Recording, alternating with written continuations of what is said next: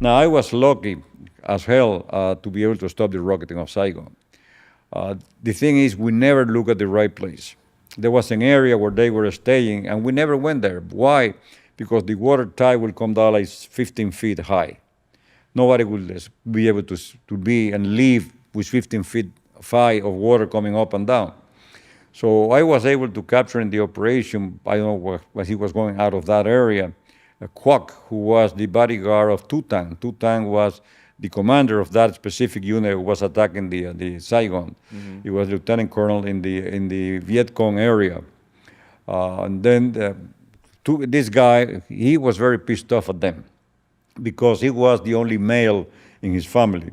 What the North Vietnamese did when they were losing Viet Cong in the south, they would replace them with North Vietnamese army soldiers. Mm-hmm. That's why it would never end, because if you lose 10 people here, there's thousands of people coming through the Ho Chi Minh Trail with different capacities, and they have contact through all Vietnam with different military units of the Viet Cong inside. Hey, we need 10 guys, we need 5, we need 15, and they will be refurnished. So you kill 10, and in the next 10, 20 days, you have another 10 taking those people's place. Mm-hmm. It was a never-ending situation. So when I arrived, there were Viet Cong. When I left, there were no Viet Cong. There was all North Vietnamese army on those Viet Cong positions. Wow. So this guy told us and said, look, I was the only... Normally what they do, there are big families, Vietnamese families. They go to a home in North Vietnam, and if there are maybe 5 males, they take 4, and they always leave 1 to be able to attend to the family. Mm-hmm. This guy was the only son. They got a 5 sister, and because they needed him, he was a paramedic in the Ha Bac province around Hanoi. They took him, so he was mad because they left his mother and his sister with nobody to help them. He was not very happy with what he was doing, so he was extremely cooperative. And then through an interpreter, he told me, say, you are looking at the wrong place. This is the area where they are. I say, how come? The 17 foot of water come up? I said, well, they have 55-gallon drum, one on top of the other, that they solder high enough that the water won't get to them. When the water start coming up, they go on top of that on the trees, and they sit there. What? And then they live there. Then when the water comes down all the way, they will run down. They take the 122 millimeter rockets. They go over the river. They shoot into Saigon. They went right back and go up in this 5-gallon drum truck up there, and they live there. Whoa. So imagine with that information. Plus, he gave us the general area where the areas were. We were with him in the helicopter, and of course, we waited until the tide went down all the way, and then we go in with the helicopter at treetop level. They were running around, and because it was mud, you can see his feet going different. So it was very easy to find them. So we started eliminating them, and then on the 4th of December of 1970, we had a big combat with Tu Tang himself and his main group near a small river in there. And we were able to kill like 17 of them, including Tu Tang, including the commander. I recall because we went down there that we had people badly wounded. Mm-hmm. I went in with one of the helicopters, and I recommended the pilot. His name was Bruce Bomberger. He was a warrant officer from the Army. For a decoration, he received a medal for that. Because that guy landed under heavy fire, and he would not move until we bring these 3 bodies into the helicopter. I pick up 1, 2 other of my Vietnamese pick up the other 3. We brought all 3 into the helicopter, thinking they were wounded. By the time we arrived to the 34 evacuation helicopter, they were all dead. They were all dead. But we were able to disarticulate that. From that day on, there was not a single rocket to hit Saigon until after I left. Wow. We had to continue because they continued to bring people. They didn't give up. They continued to bring rocket, bring personnel, and we continued to eliminate them. And then I picked up a sapper. One of the special units was doing the rocketing of the boat in Saigon and going up to Saigon. And I found out that in his backpack he got a green electrical wire. It's about 60 meters long. And then we interrogated the guy, and another thing, we had an advantage. A lot of our PRU were former Viet Cong that we had recruited. Oh, really? And they were also compromised to a point that we trusted this guy more than the normal guy from the street, because he knew they double-crossed them, and they knew he would never be able to go back.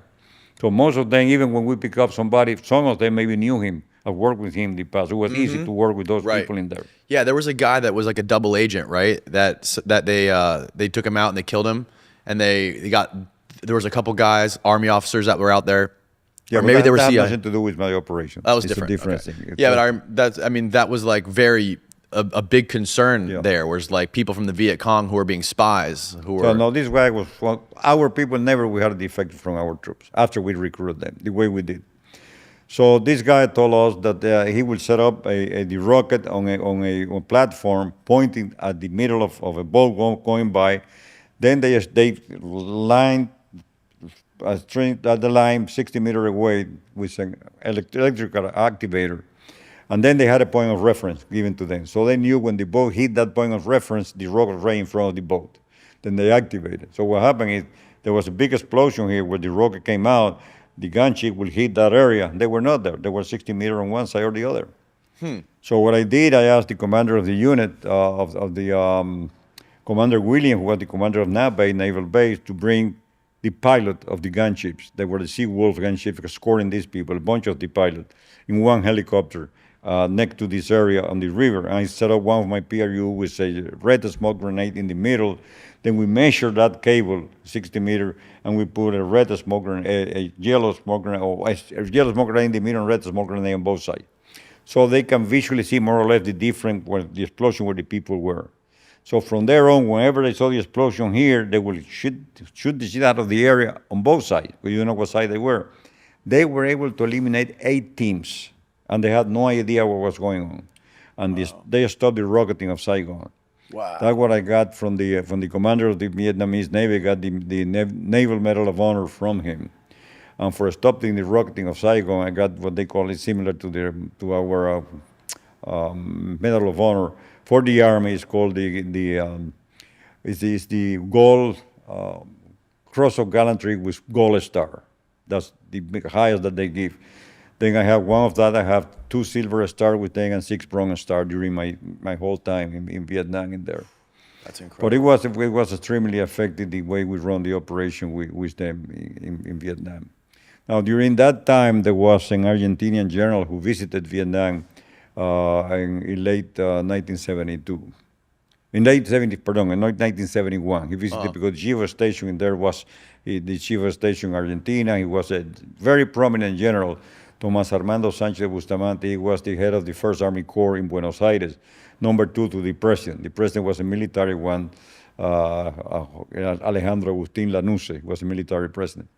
So they asked me to translate for him, and not only that, they asked me to give him a tour of the military region, explain what we were doing there, which I did. So only one day I spent with him. Then they called me the next day and said, look, General de Bustamante went to see Ambassador Bunker, and he asked him he wants you to be his advisor in Buenos Aires. We told him that you were still here, but if he really wanted you, he could request you later on from our embassy in Buenos Aires. So I think went by. I had several helicopter accidents. Shot down 5 times in Vietnam. My back was in real poor shape. You got shot down 5 times. Yeah, my back was in really bad shape. Well, I could hardly walk at one point in time, so they decided to evacuate me in 1972. I didn't complete my 3 years in Vietnam, 2.5 or less. And then I flew to Washington. They had doctors who see me and everything. And then they told me that the general have asked me by name to go to Buenos Aires to be his personal advisor at the First Army Corps. And they were interested in me to go because he was the highest, after the president, he was number 2 guy, and they didn't have anybody in that position. They created a slot for me. And they say, okay, we're going to give you a waiver for your back problem. You have to go to Panama for checkup every 6 months. And you can take the family with you. That's the first time I ever take my family with me.